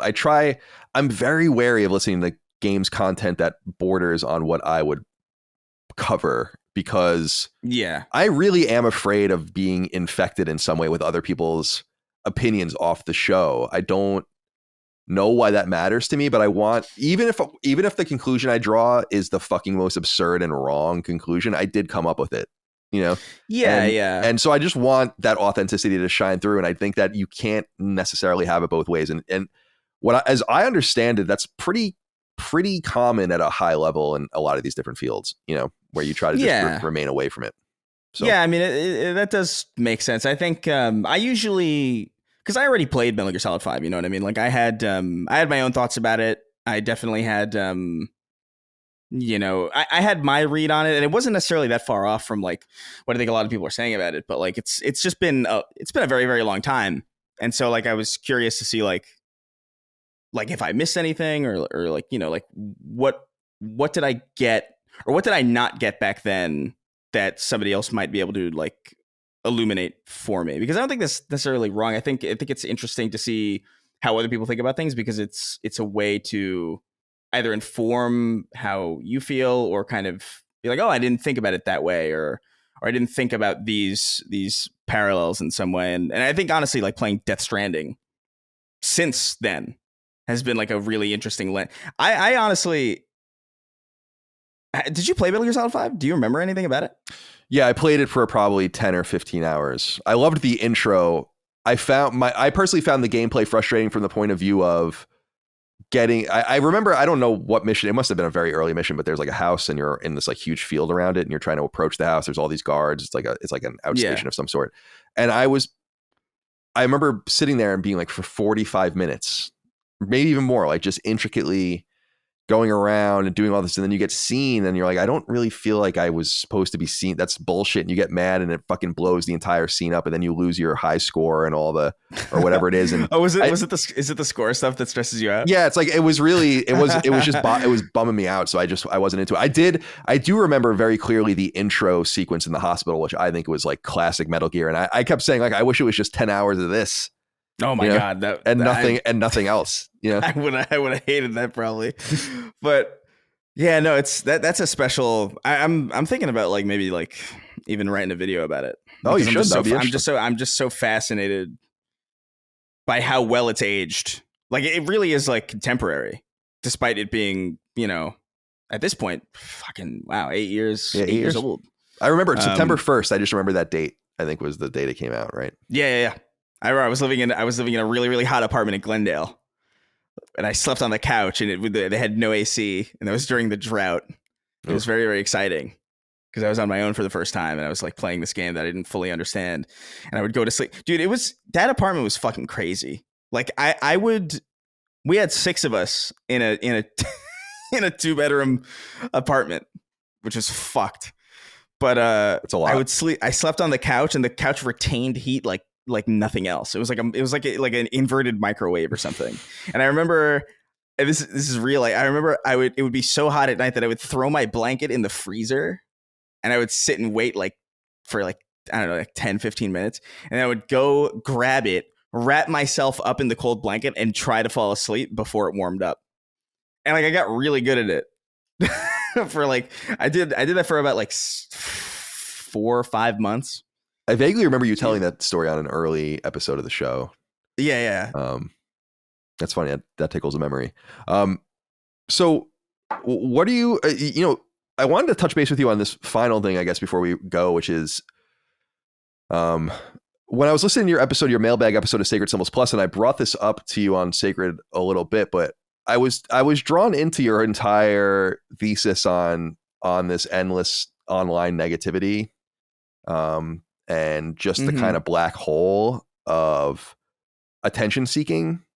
This was what I was touching on, I think, early in the show. Actually, it's kind of an interesting tether that I've slowly just been letting go of trying to control any of this messaging. It's just, it is what it is out there. You can either participate in it or you can't. But I've been lamenting recently that I feel like there's like no natural home for curious people that aren't crazy in the video games industry, unless you like go to something like a Patreon or you go somewhere else. Like everything is just hijacked by the worst possible elements, and it is becoming annoying, not from a content creation standpoint, but because I am also a member of the community and I want to be able to interact with it and have fun with it, but there's nothing to have fun with, Yeah. I'm wondering how you feel about that, expanding on that. I don't know. I think it extends beyond just like the games industry. I think it's just kind of, I've brought this up before on episodes of Sacred, but like it feels like the internet used to be a place that I would go to take a break from the real world, and now it's kind of like the opposite, right? Where like I go to the real world to take a break from the internet because it's so chaotic and so just aggravating, and so much of it is built on being aggravating. Like that's like a core business model, and that feels inherently kind of like fucked and like manipulative, and I don't know. It's there is something that happened, and I think that the internet's always been toxic to some degree, but I think something around 2016, 2017, where there was a direct and obvious incentive to kind of push people's buttons in a way that was like very, very uniquely algorithmically perfected, where, we've got to get people really hooked into this conversation. How do we do that? We make people passionate, and the shortcut to that, like, it's really difficult to make people passionate about things in a positive way. Like that takes a lot of skill. It takes a lot of, communication. It takes a lot of, well thought out. It's a lot easier to focus on negative stuff. So obviously the cheat code to that stuff is like, all right, well, how do we ingratiate positivity? Oh, we, just make people upset. And that way they'll stay on our platform because they'll be arguing all the time. They'll be engaging. We'll sell ad space. And there's like a cynicalness to it. And I think the ramifications of that is that everybody is passionate, but everybody is angry at the same time. And I don't know, maybe I'm misremembering, man, but like, I don't feel like it was like that before. No, like, I don't feel either. like there was definitely anger, and there was definitely like passion, and there was always mean people in comment sections, but there was like that felt like a distinct place, you know, like the comment section in like on any given article or any given video full of like negativity felt like there was a degree of separation from that and the greater internet, and now it feels like the greater internet it's just sort of become that, and that's something that I lament. Like it's kind of it's not something that I have fun with in the same way anymore. And I think I brought this up in the mailbag in the context of like my relationship with YouTube, having been on it for so long and watched the platform change and watching it go from like this website that was kind of like more of like a Facebook type place, like a social media site where you would make stuff, but if you were making videos, you were likely making it for your friends. You know, it was early that's what I remember doing. Specifically, in the same way that like you would post on Facebook, it was like, oh well, you're not expecting this Facebook post to go viral, not really. Like there was a chance of that, but that wasn't the goal because first of all, there was no real money in it at that time. It didn't really mean anything. It would be the equivalent of like having like a really famous meme, like big deal, like that's cool, I guess, but you know, it doesn't do anything for you. And so as that evolved and you had the profit motive come in, that obviously kind of slanted people towards like trying to do it as a career, and that's fine. But then I really think the adpocalypse is like super influential. Like I really think if you really look at everything and like how trends have kind of gone and the different zigs and zags and all of these like different graphs, I feel like you would see a big coalescing point around the time that adpocalypse hit, because that adpocalypse made it so, you know, people who could have made money or made a stable living doing what they loved as long as it got an audience could no longer do that, because now they had a set of rules they had to abide by. And I feel like they took the easiest way out, where it's like, okay, well, we're getting docked on YouTube for saying fuck in the first 10 minutes or whatever, or we can't say this, or we can't have this in the thumbnail, we can't have that. We need to make money elsewhere. So let's make money on, I don't know, subscriptions or merch. And it's like, oh, we're not selling a lot. It was like, how are we going to sell people? How are we going to sell merch? Oh, we got to make people angry.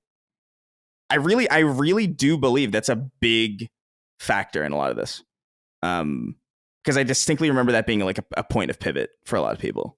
Like there are people that I remember like I used to hang out with before, who afterwards like just kind of like just really zeroed in on this very, very specific kind of like, we were talking earlier about all this stuff about Barbie being woke or whatever. It's like, what does that even mean anymore? Like, I don't know what people mean when they say that at this point.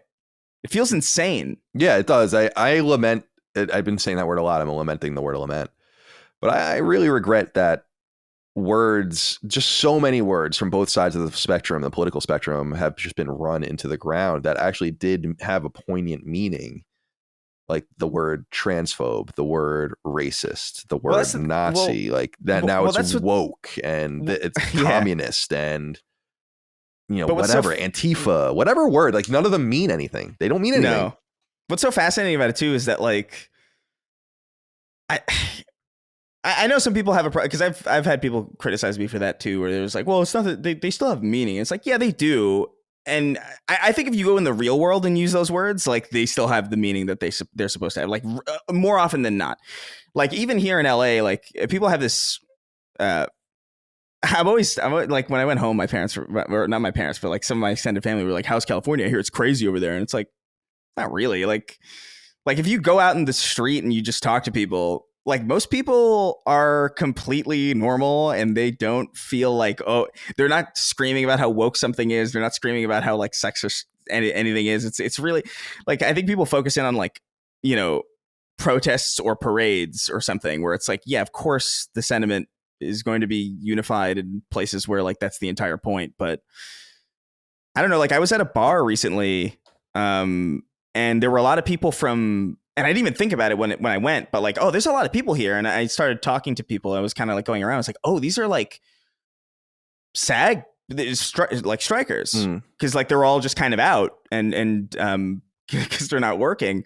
And I met with a bunch of like special effects artists. I met some guy who like did stuff for like The Thing and just like, it's like, this is, and it was like so fascinating. And I love that movie. And when you get to talking with these people, you get to realize it's like, even in Los Angeles, which is viewed as kind of like a bubble, and obviously everywhere is a bubble, but you find a lot more varied perspectives on a lot of things, and you find like a lot of people are a lot cooler in person. Not just from, not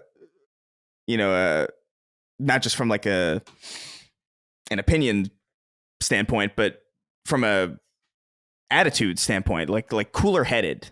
Like you can just talk to people about a lot of this stuff, and they'll engage you in honest conversation, and people will agree and they'll disagree, and it's totally fine. And you're having a drink, and then you'll be like, hey, maybe I'll see you around. It's like, yeah, I'm here every, Wednesday or whatever. And it's like, it's entirely normal. And I feel like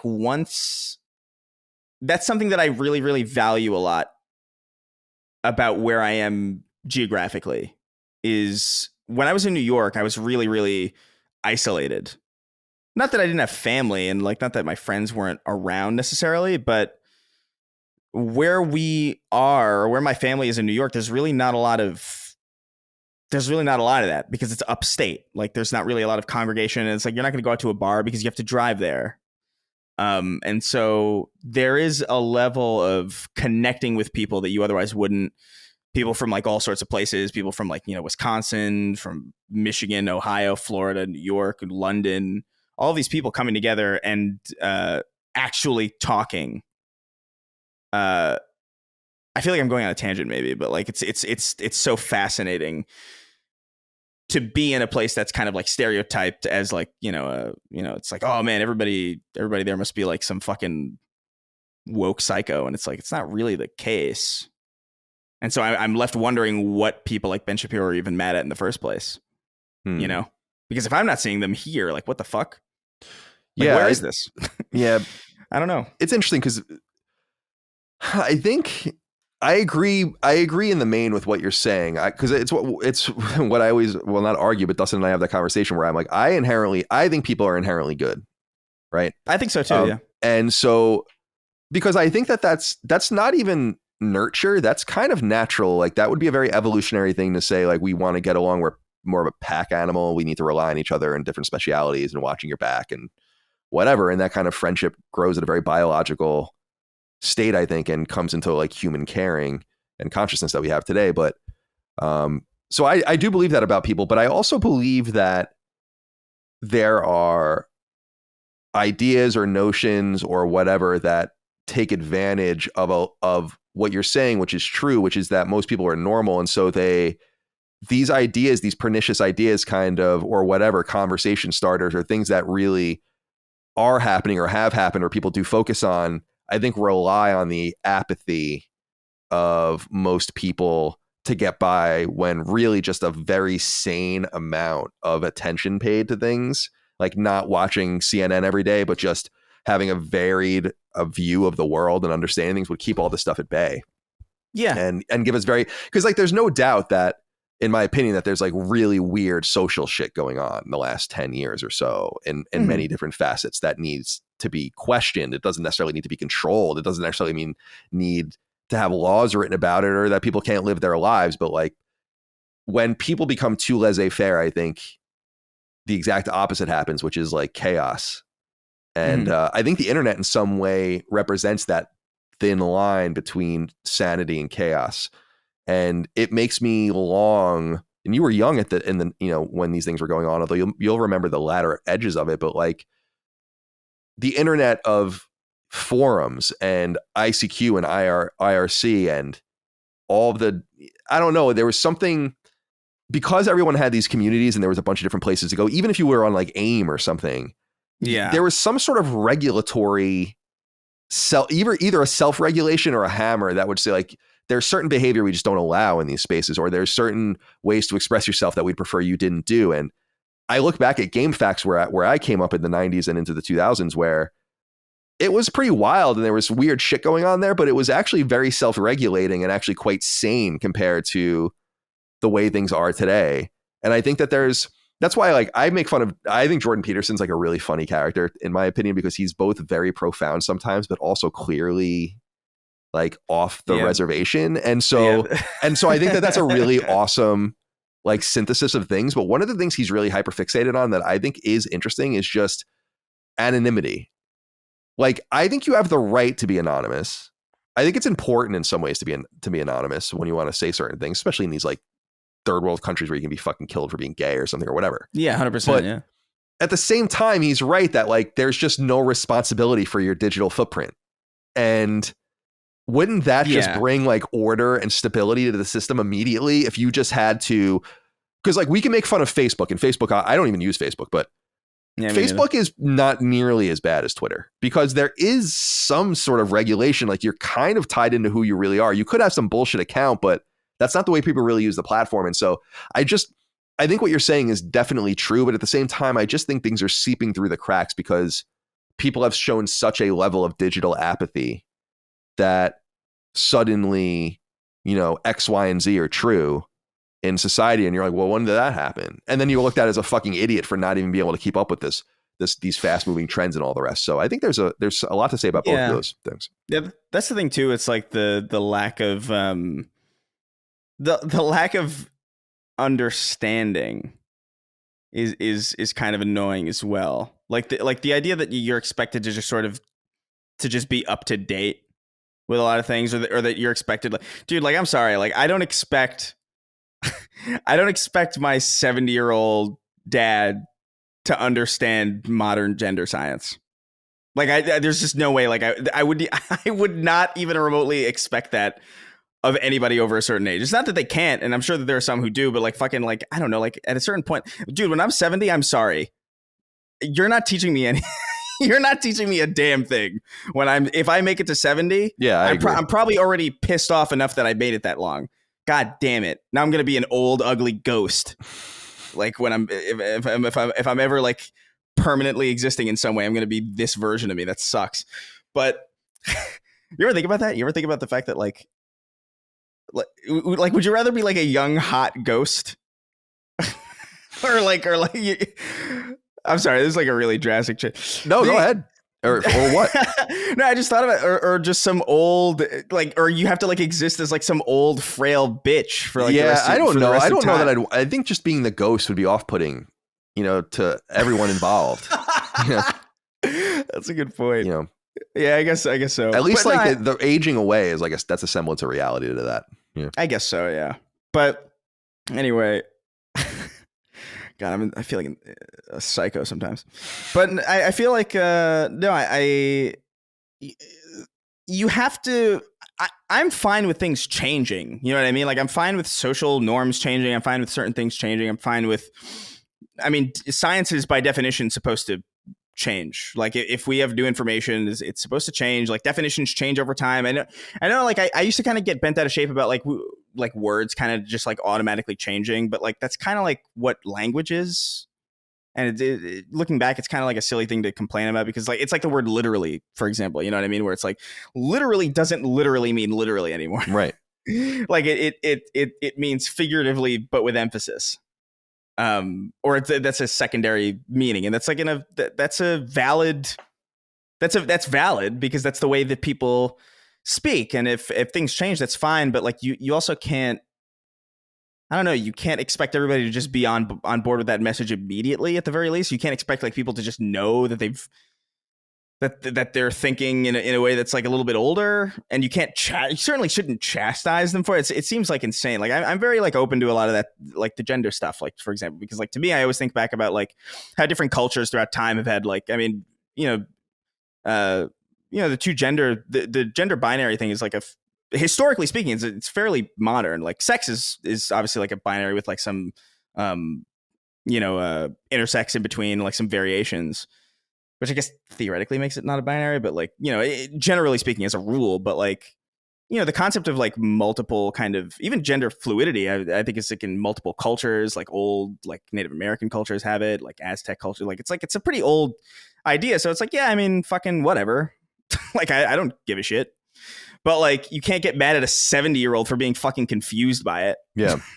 That's my kind of I understand feeling that. on it. I understand that. I think, the topic for another time, but I think, of course, yeah, the gender thing I think is an interesting. Generally, yeah, no, I understand. I think the gender thing is an interesting inflection point because I think it's actually quite emblematic of the internet, where the internet can proliferate an idea that's new and actually valid, but also bastardize the idea into something comic book form. And that's all the internet does. Right. And so That's yeah, good. I was gonna say that was like the whole that was the entire like the pop I like to call it like pop leftism, like of like 2015, like the BuzzFeed stuff where there'd be like, what's really important?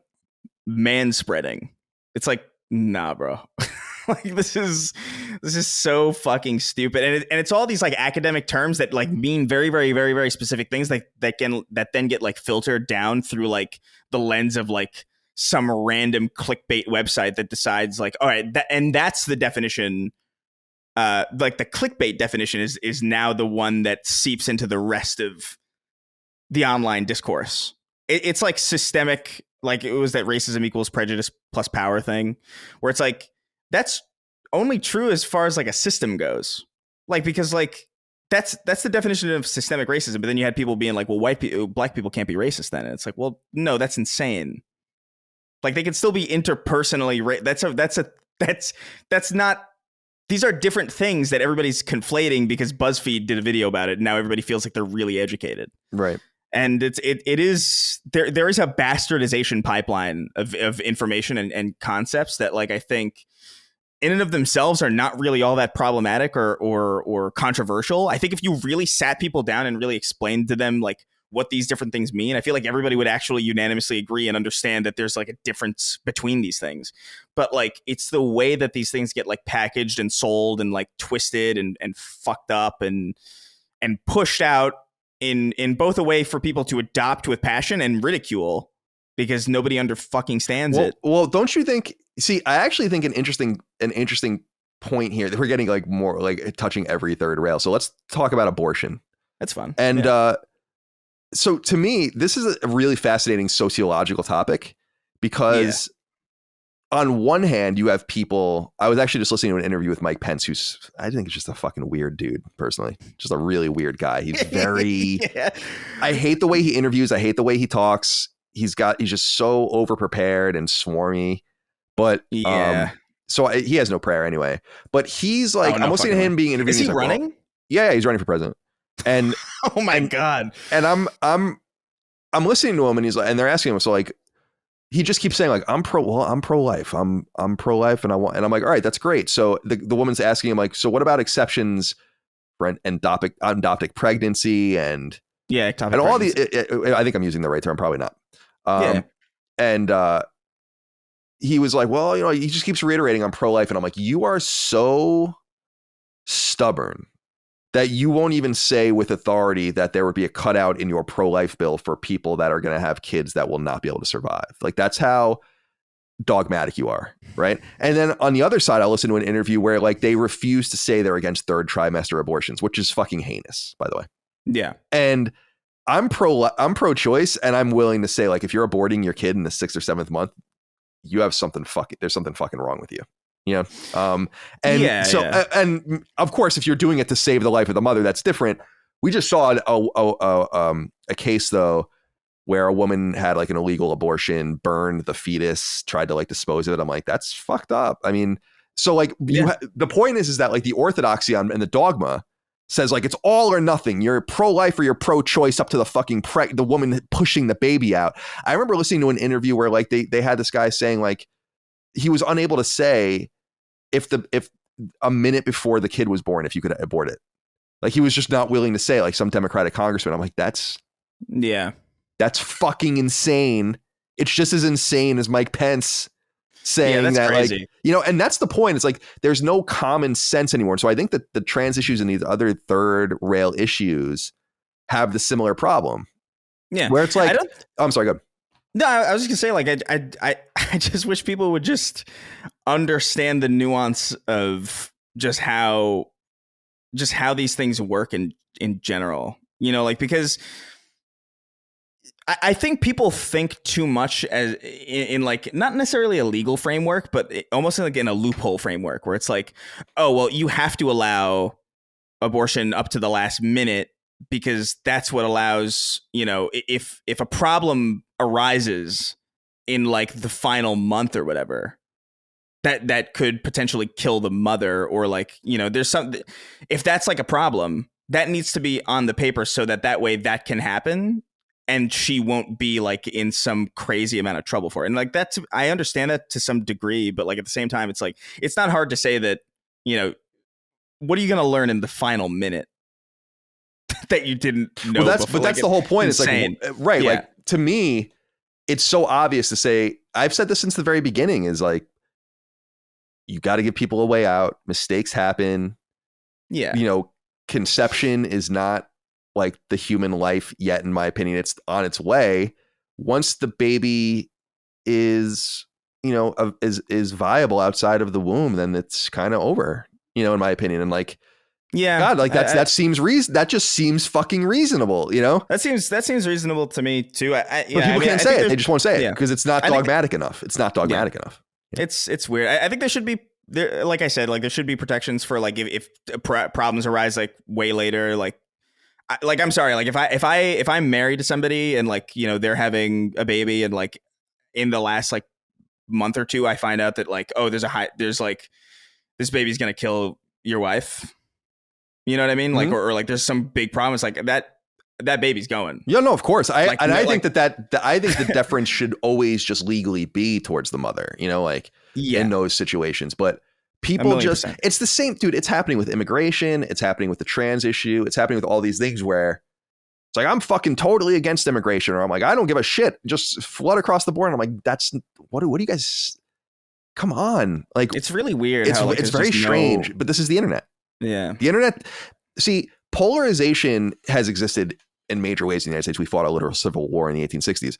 And I'm not trying to say, like, going back to the earliest American broadsheets, people were talking shit and doing all this stuff in newspapers, and literally the vice president dueled the fucking secretary of the treasury and one of them killed the other. And, you know, so I'm not saying that like this acrimony is new, but I think it's mechanized. It's what you were saying earlier with algorithm. It's totally mechanized, predictable outrage where you have to.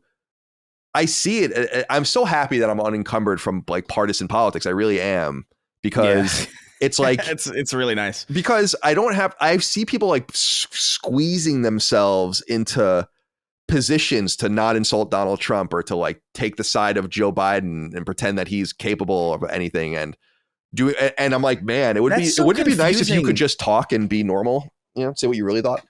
It feels like everybody's like playing for a team, and that kind of sucks because it's like it's the team above all else. But it's like, dude, just Joe Biden's basically a dead person. Like he's like a zombie. Like it's fine. Like that doesn't make you any less of a fucking liberal for saying that. Like it's very clear he doesn't know what the fuck is going on. Like there's some stuff that he did that like I thought it was fine. Like it's not been a catastrophic presidency, but at the same time it's like what the fuck? Like this dude doesn't know where he is. So he's clearly being like managed. Obviously from the background, you know what I mean? Like there's no way he's like doing really anything that he's doing. Oh, I can't imagine how much he sunsets at the end of the day, you know? I feel similarly about like the way that people kind of like try to, I don't know, man, the replies to Elon are so fucking cringe inducing that it's just like, you mean like the congratulatory ones? Well, both of them. Oh, like okay. I feel that way about anybody who's like in the replies of anybody so consistently that it like Donald Trump had a lot of people who were like constantly in his replies like fuck you, I hate you, or whatever. It's like the reply guys.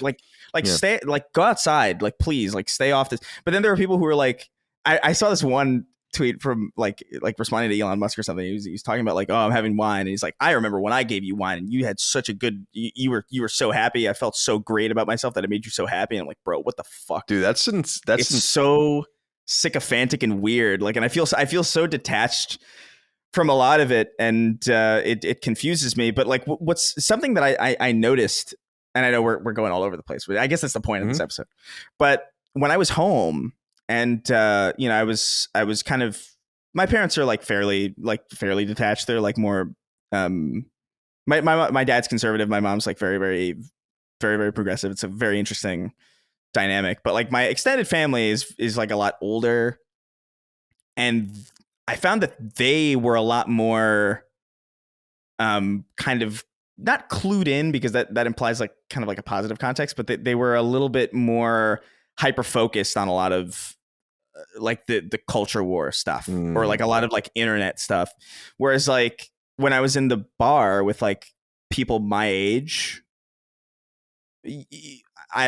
anything that would be brought up in that sense was like very, very like relatively like less, like it was so much less passionate and so much less like hard line one way, this way. It was all very like, it was very nebulous conversation where like people were like actually like kind of like actually engaging with the conversation and not really like shitting on anybody or not really like pushing anything. And it was like kind of, it was like fascinating to me because I realized how unfortunately susceptible a lot of older people are to a lot of the stuff that's going on specifically. And I think that's why so much, and I mean, maybe I'm off the mark on here, but like you brought up earlier, how like a lot of like, the guy that you were doing merch for shut down because it was just sort of becoming a right wing merch shop or whatever.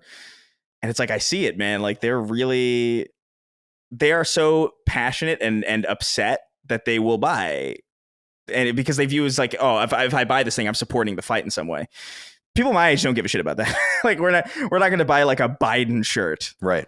For any fucking reason. And anybody who would is already like immediately like that's like a too far gone person, or like it's like a joke. You know what I mean? It's like an ironic thing. Like I only saw in the last election in my neighborhood one political sign. It was just one Biden sign. No one else even had any, which I thought was interesting. I didn't. Oh, in your neighborhood? Yeah. Yeah. In upstate New York is very, very Trumpy. So it's like I remember seeing like the cavalcades with the trucks or whatever going by and like honking. I remember stopping by like an ice cream shop I used to go to, and it was just full of like people in like Duck Dynasty attire or whatever the fuck. It was like so fucking weird. I was like, what's going on? But what will you? I'm sorry. Go ahead. I don't know. What were you gonna say? I was gonna say, where will you be if it's Biden Trump again? What will you do? I don't know.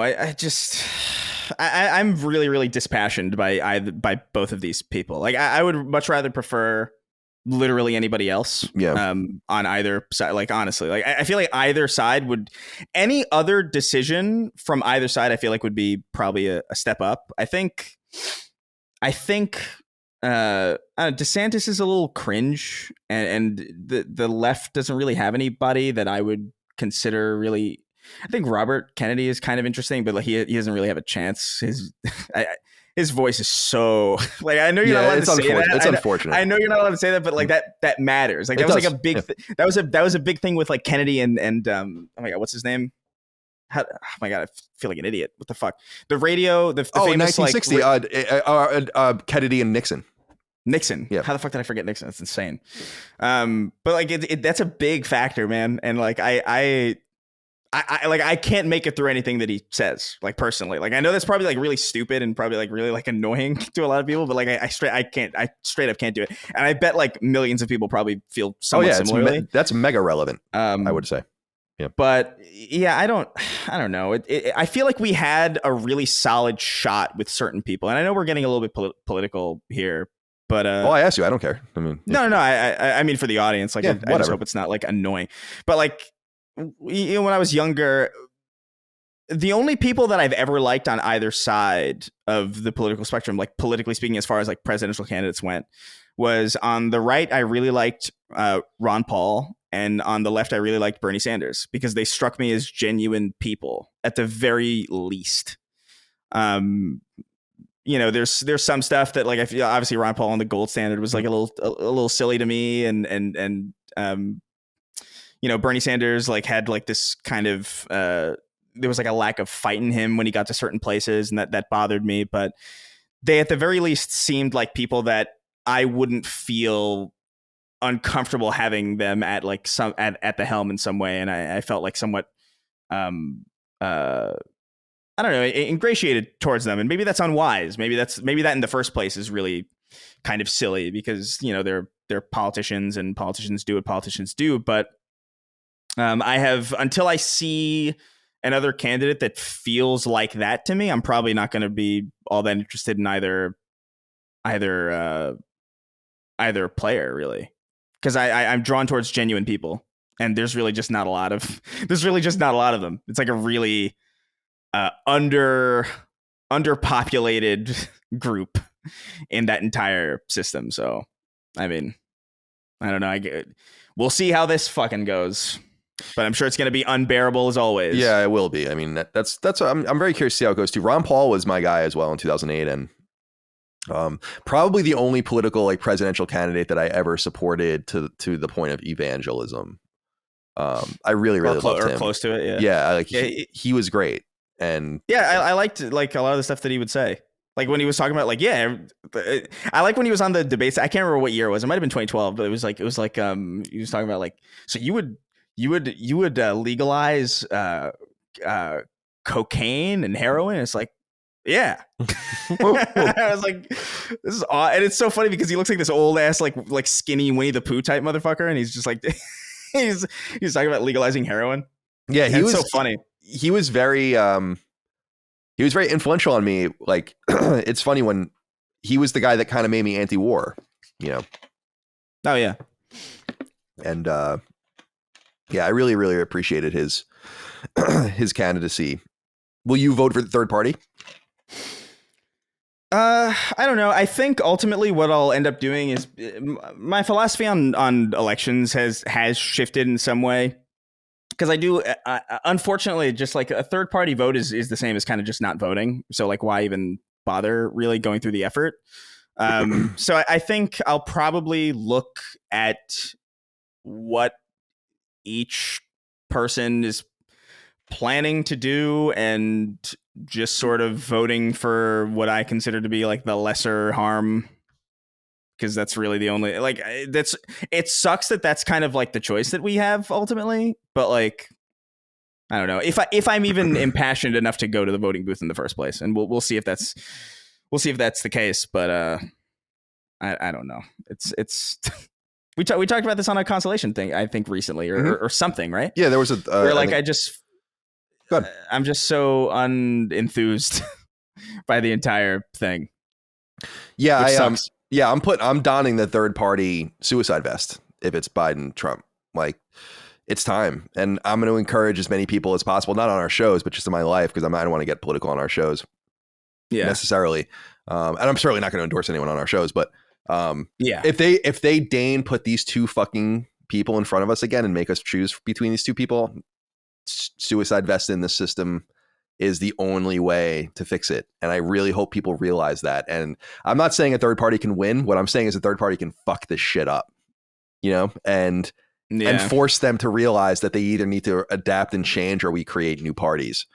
And we should be creating new parties. One of the things that kept the United States very healthy, Chris, in the first, let's say, God, I mean, you could really go like 130 years, but really before the Civil War was just constant streams of new parties.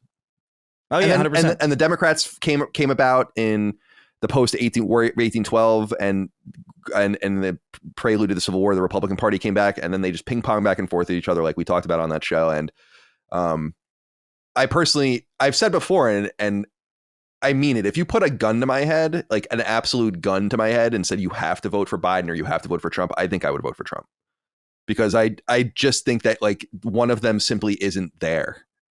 And one of them kind of is, and at least maybe you would have some hope of changing the system in that way. But and I want to say this before anyone clips out or whatever, we are not in that system. We don't have a binary system in the United States. Right. You can vote for whoever you want. I didn't vote at all in 2020, as people know. I was like, I'm not voting for either of these guys. So obviously you see how I would respond when they're both on the ballot and there's no compelling third party. But put a third party candidate on there and get them to. So Perot got to 20%. Let's say you can get, and he didn't win any, obviously, delegates. You could probably get to like 30, the early 30s, and start to really win delegates and start to fuck the system up. And all you need to do is decay it so that no one gets 270 electoral votes, and then no one wins. And then the House of Representatives has to pick, and then the pressure and the heat is on, and there'll be presumably some sort of like compromise candidate, very similar to if you read about the candidacies of in 1876. It's exactly what happened. And how Rutherford B. Hayes became president. So yeah, I'm really interested to see how that all plays out, because I think also, and this ties back into what we were talking about, is I think the unfortunate reality, I think, is that the United States is kind of the center of the Western world. and for all the good and the bad that means. And the chaos at home and in the chaos in the political system, I think, and like having carnival barkers like Donald Trump, who really shouldn't be president, and vegetables like Joe Biden, who really shouldn't be president, as your major choices, I think, and the chaos that ensues because of that, I think has ramifications in the way we treat each other and the way and how seriously or not we take things. Why would anyone take us seriously when that's the president and this is the system and that's the choice and this is the outcome and all the rest? So I think that if we can just solve the problems at the top in some way, I think it has like good downstream ramifications for society that heals like some of the wounds and an actual trickle down. Yeah, one that actually works. Right, exactly. But unfortunately, we're just too fixated on all of these problems that spread us apart and keep us apart, and we don't focus on that one thing that binds us, which is class and money, and fighting against the corporate moneyed oligarchic interests in the United States that control everything. We could take them down if we just got over, say, whether that's a man or a woman. You know, yeah, like, it's very if frustrating. Only we could just there is a breakdown of communication that is unfortunate, because I think it's a little bit tinfoily to say that it's like that's on purpose. I don't necessarily think it's on purpose. I'm not saying you're saying that either, but like there is a degree of convenience to the degree that, you know, just normal communications and basic concepts are kind of being convoluted and complicated to a degree where it feels like your average person kind of speaks past one another. And it's a very useful kind of situation if you want to avoid people kind of actually communicating and finding common ground. It's I don't know, it's frustrating. I probably wouldn't vote for Trump because he just seems based on just everything I know about it, I just like this dude's like actually insane on some level, or he just doesn't really care. Puerto Rico. He's funny, man. I wish he was just a comedian because it'd probably be so much better. He's funny and he knows he's funny, which makes it a problem because he can harness it as a weapon. You know? Absolutely. I feel like, I don't know, man. I hope Joe Biden isn't there. You got to assume that they're going to bail out of this, right? Like at the last second and someone else. I would hope so. Yeah. I would hope so. Like, because like, I feel like I would almost be, I don't like it, but I feel like I would almost have to vote for him purely because like he's not there, but at the very least, like he's probably surrounded by people who are, but that alone sucks because then you're just voting for people that you're not even really voting for anybody. You know what I mean? It's dumb.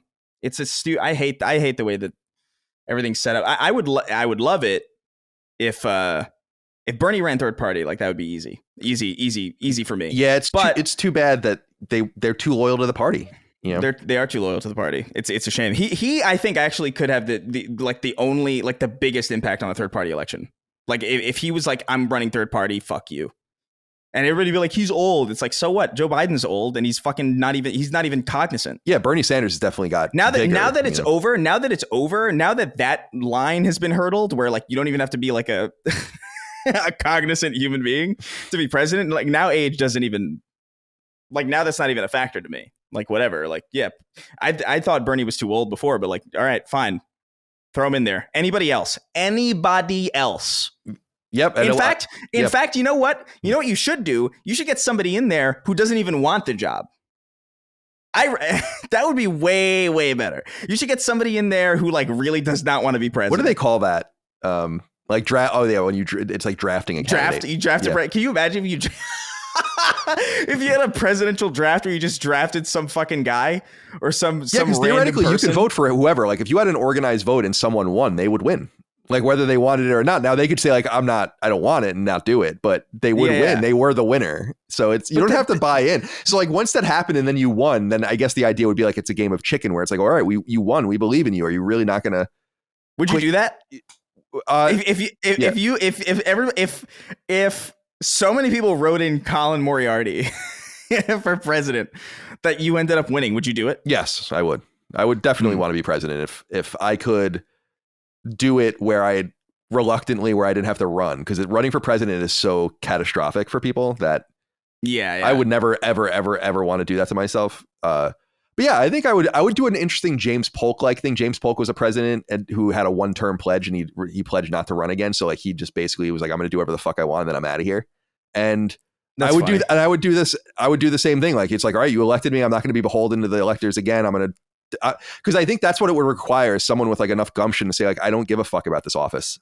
I want to just change things and like make them better. And then you can throw me out, or if you want, and then maybe it would be like some sort of re-election campaign where I got elected again, even though I didn't want to run, where I'm like, I'm supposed to like, I don't want to be president. I don't want to be president. And they're like, yo, you gotta be, we need you. You know, that sounds like a like a mid 90s, like a sitcom where it's like, oh man, John Bishop was just elected president, but he doesn't want it. Yeah. And it's like the whole, it's like a scene of his inauguration and all. Yeah. And he's like stressed out because he's like, I don't even have a suit for this because I didn't plan. Oh fuck no, but I love that idea. But no, I really do like, and I've talked about this a little bit before. I think I don't remember it. Doing podcasts for a living is really difficult because I can't remember like what I've said like on camera Totally. or just like interpersonally. But like I do think like a big red flag for a president is even just wanting to be president in the first place. You know what I mean? Like it just the idea that you would put yourself through that, to go through that, and that you think that you are unique and responsible enough to handle the responsibility of being, you know, the sole arbiter of like the like one of the most powerful countries in the world, and like that you have the confidence in yourself to make decisions that like are completely like for the benefit of like the people. It's like, it seems it's not like not narcissistic necessarily, but it's a little fucking crazy that anybody would think that of themselves. Because I always think back to like, if somebody you're just a monkey, you know, like you are just an ape, like you're just, you can do all these cool things and you can like, you know, draw a cool picture or whatever, but you're an animal, and you're gonna have like the final say about like nuclear war and stuff. Like it feels so fucking insane that like if you hold up like a piece of paper that's like that has like an optical illusion on it, your brain will make it dance. Like your brain will make a static image move because it's that manipulatable. But also give me the nuclear codes. Right. Precisely. Well said. Like that by itself like freaks me out. So I would I'm just kind of immediately distrusting of like anybody in the position of the presidency, and that's a different thing than being like inherently like antagonistic towards them, by the way. Like I do think there's like a difference between a healthy skepticism or a healthy distrustfulness and being like constantly up the president's ass or down the president's throat, where it's like, oh man, I love you, Donald Trump, you've done so much for me and my oil town that has no fucking food or water anymore. Or like, oh, we love you, Obama, it doesn't matter that we're in Flint, Michigan. You know, like all these fucking, it's the sycophants, the sycophancy, is that even a word? Yeah. I don't know. Yeah, like, no, that is a word.